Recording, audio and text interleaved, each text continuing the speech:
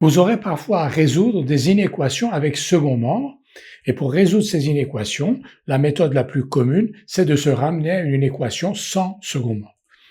Donnons quelques exemples. On nous demande de résoudre l'inéquation x2 supérieur ou égal à 4. Alors x2 supérieur ou égal à 4, on va donc dire, on va se ramener à une équation sans second membre. Pour cela, on va retrancher 4 aux deux membres de l'inéquation. x2 supérieur ou égal à 4 est équivalent à x2 moins 4 supérieur ou égal à 0.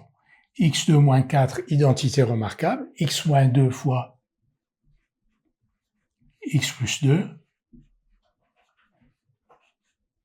positif ou nul, x moins 2 fois x plus 2, positif ou nul, c'est une inéquation à second membre nul que vous savez résoudre, c'est le produit de deux facteurs. Vous allez donc étudier le signe de x moins 2, le signe de x plus 2, faire un tableau de signes, puis conclure que x moins 2 fois x plus 2 est positif ou nul si x est supérieur à ou égal à 2 ou x inférieur ou égal à moins 2. Deuxième exemple, x plus 1 fois x plus 2 inférieur ou égal à 4 fois x plus 2. Là aussi, donc une inéquation avec second membre.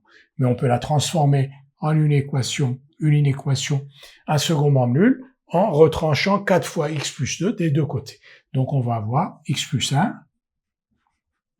fois x plus 2. Cette inéquation est équivalente à l'inéquation que j'écris là. On a retranché 4 fois x plus 2 des deux membres de cette inégalité et on obtient donc une inégalité équivalente. Et maintenant, on va mettre x plus 2 en facteur. Donc, si on met x plus 2 en facteur, on va avoir x plus 1 moins 4, qui doit être donc inférieur ou égal à 0. Et cette inéquation est équivalente à x plus 2 fois x moins 3 inférieur ou égal à 0. Et là aussi, vous savez déterminer le signe de x plus 2 fois x moins 3 avec un tableau de signes. Et vous allez donc trouver que pour que x plus 2 fois x moins 3 soit inférieur ou égal à 0, il faut que x soit compris entre moins 2 et 3. Un dernier exercice. Pour x différent de 3, on nous demande de résoudre l'inéquation 2x2 plus 1 sur x moins 3 inférieur à 2x.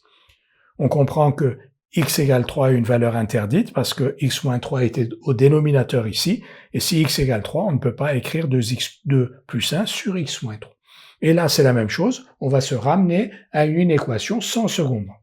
On va donc dire que cette inéquation est équivalente à 2x2 plus 1 sur x moins 3 moins 2x strictement négatif.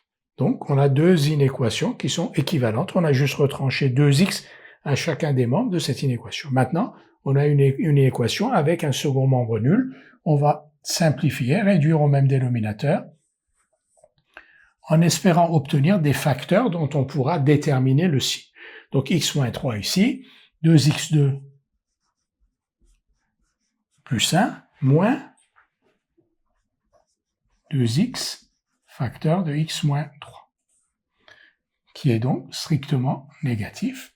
Et là, cette inéquation est équivalente à 2x2 moins 2x2 se simplifie. Ici, moins 2x fois moins 3, ça fait 6x.